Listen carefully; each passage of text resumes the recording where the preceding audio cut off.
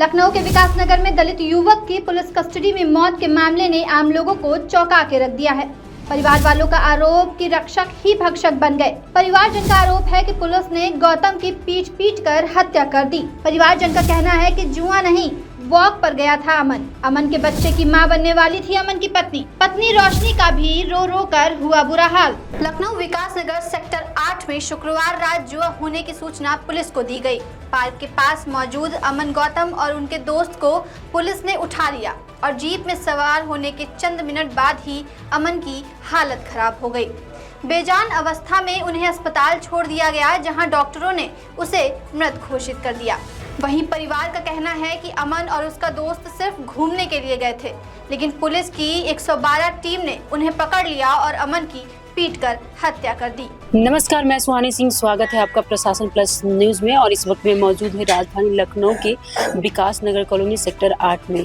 और इस कॉलोनी की बात करें तो आजकल ये लखनऊ में चर्चाओं का विषय बना हुआ है, और इसलिए विषय बना हुआ है कि 25 वर्षीय युवक जो अभी अपनी पूरी ज़िंदगी भी नहीं जिया था, कहीं ना कहीं वो अपनी ज़िंदगी की शुरुआत कर रहा था।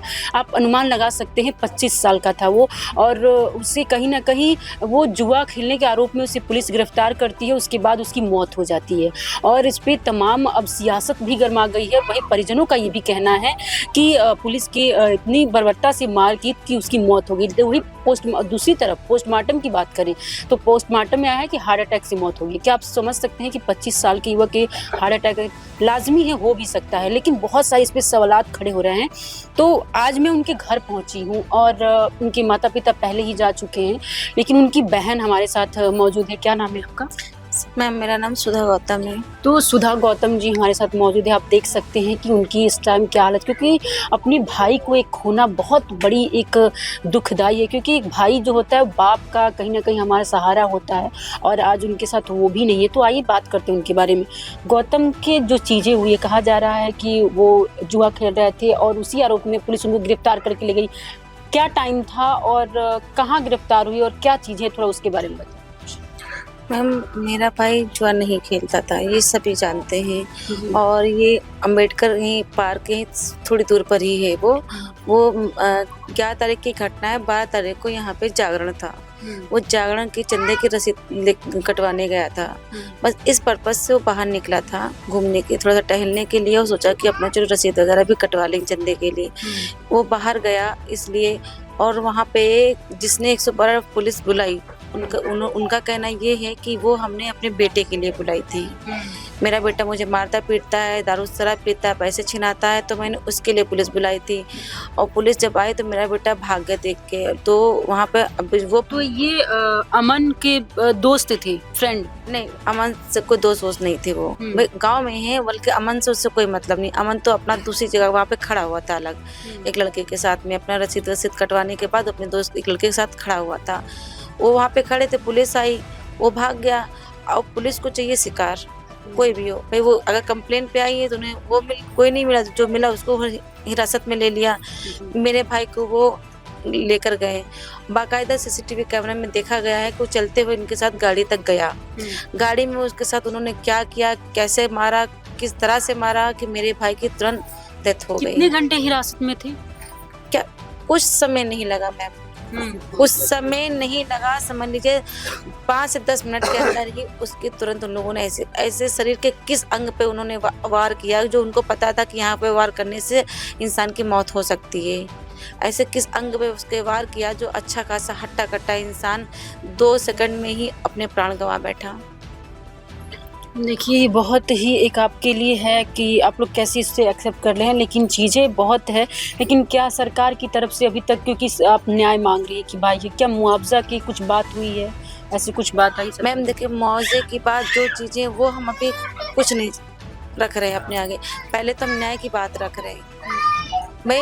मुआवजा जो सरकार सब पीड़ित के साथ जो करती है, वो भी हमारे साथ भी इंसाफ होगा, लेकिन उससे पहले हमें इंसाफ तो चाहिए भाई। जो अपराधी हैं, जो दोषी, उन्हें तो पकड़ा जाए। उन्हें तो हिरासत में 4 दिन से वो खुले भीड़ों की तरह फरार घूम रहे हैं।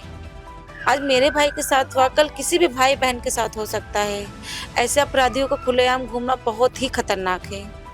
अमन के बारे में बताइए, अमन क्या करते थे, कितने तक पढ़ाई किए थे, उनका क्या कहीं ना कहीं वो अभी शुरुआत कर रहे थे अपनी ज़िंदगी का, आप उनकी बहन हैं, माता पिता भी नहीं है, तो आपसे ही वो बातें शेयर करती हूँ कि आपकी इकलौती उनकी बहन है। आप बता रही थी कि 7 भाई बहन हम लोग हैं, तो कुछ चीज़ें बताइए। अमन मेरा भाई मैम 29-30 साल का था, ठीक है। उसकी अभी शादी को 6 साल पूरे हुए हैं। 4 साल की उसकी बच्ची है अच्छा जी, 4 साल की उसकी बच्ची है। वाइफ प्रेग्नेंट भी इस टाइम है उसकी, और उसके हाल इतने बुरे हैं कि वो उठने बैठने बोलने की हालत में अब नहीं रहेगी। जवाब दे दे कि वो पागल हो चुकी है, उसको कुछ सुध बुध नहीं कि उसके साथ क्या हो रहा क्या नहीं हो रहा है। बच्ची भी बार बार गुहार लगा रही कि मेरे पापा कहाँ हैं, मेरे पापा कहाँ हैं। सब लोग आ रहे हैं, सब लोग जा रहे हैं, मेरे पापा नहीं दिख रहे हैं। 3 दिन से वो बच्ची पर लगातार पूछ रहे कि मेरे पापा को मम्मी बुलाओ ना। फोटो देख के रो रही है बच्ची। और उन पुलिस वालों को इतनी तक शर्म नहीं आ रही है कि इतना कुछ होने के बाद भी अभी भी न्याय नहीं दे रहे। क्या उनके घर में औलादे नहीं हैं? अभी ये हम शेड्यूल कास्ट के हैं, हम नीचे कास्ट के, इसलिए हमारे साथ ऐसा हो रहा है। अभी ये कोई ऊंचे स्तर की जाति का कोई होता, श्रवण जाति का होता, तो उसके साथ भी कैसा होता? वो हिरासत में न लिए जाते। अब प्रशासन का वो व्यक्ति इसीलिए उसको फरार कर रखा गया है। बस हम यही चाहते हैं हमारे भाई को न्याय मिले, अपराधियों को सजा मिले। मेरा भाई बहुत उम्र नहीं थी, उसने तो भी अपनी पूरी जिंदगी ठीक से जी भी नहीं थी। अजय राय जी आपके यहाँ आए थे, उन्होंने क्या कहा, क्या आपको समझाएं दी, उन्होंने क्या कहा, क्या न्याय मिल सकता है? उन्होंने कुछ तो आपसे बात की होगी। जी, उन्होंने हमें सांत्वना दी कि बहन हम तुम्हारे साथ हैं, हमें इससे जितनी मदद होगी हम तुम्हारे साथ आखिर दम तक लड़ते रहेंगे, खड़े रहेंगे। सांत्वना दी उन्होंने मुझे। अजय राय जी भी आए थे, RK सिंह भी आए थे, और पूर्व सांसद हमारे आज़ाद भाई चंद्रशेखर आज़ाद रावण भाई भी आए थे। उन्होंने भी हमें सांत्वना दी, उन्होंने भी हमारी काफ़ी मदद करी है। लेकिन जो हमें मेन मदद चाहिए प्रशासन से कि उनको गिरफ्तार किया जाए, जो खुलेआम भेड़ियों की तरह घूम रहे हैं। तो आपको मुआवजे नहीं, अपने भाई के जो भी आरोपी हैं उनको गिरफ्तार, उनका न्याय चाहिए? मुआवजा जो चाहिए वो तो सरकार देगी भाई, हमें नहीं, मेरे बच्चे के लिए चाहिए जी, उसके पालन पोषण के लिए चाहिए। और हम ये भी चाहते हैं जो भी यहाँ पे पुलिस प्रशासन है विकास नगर थाने का, उसे बर्खास्त किया जाए। जो हमारे साथ न्याय नहीं कर सकती है पुलिस प्रशासन, वो आगे चल के और भी हमारे भाई बंधुओं के साथ क्या न्याय करेगी?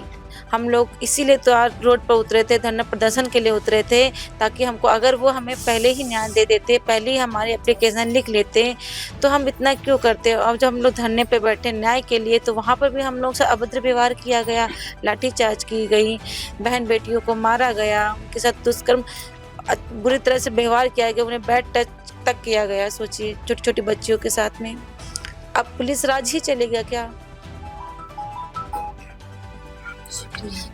तो आपने देखा एक बहन जो अपने भाई के लिए गुहार लगा रही है कि प्रशासन की तरफ से हमें न्याय चाहिए, और इसी के लिए उन्होंने आज धरना प्रदर्शन भी दिया। सोचिए उस औरत को जो अभी शादी के कुछ ही साल हुआ है, वो भी जो अपनी ज़िंदगी की शुरुआत कर रही थी, उस बच्ची के जो अपनी ज़िंदगी की अभी एक पहली कदम रखी है, वो अपने बाप को ढूंढ रही। क्या आखिर गलती थी?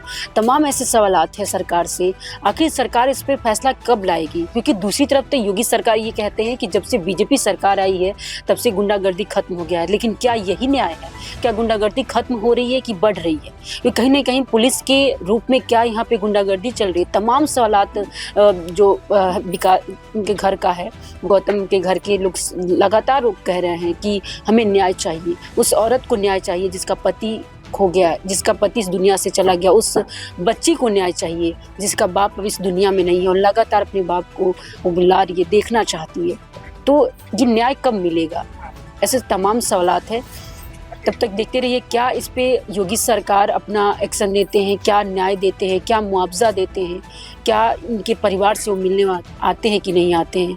ये ऐसी सवालात है। अब देखना होगा कि इस पे क्या आगे की जो भी होगी अपडेट हम आपको जरूर बताएंगे। तब तक के लिए देखते रहिए प्रशासन प्लस न्यूज़। कैमरा पर्सन विकास के साथ सुहानी सिंह, खबर लखनऊ।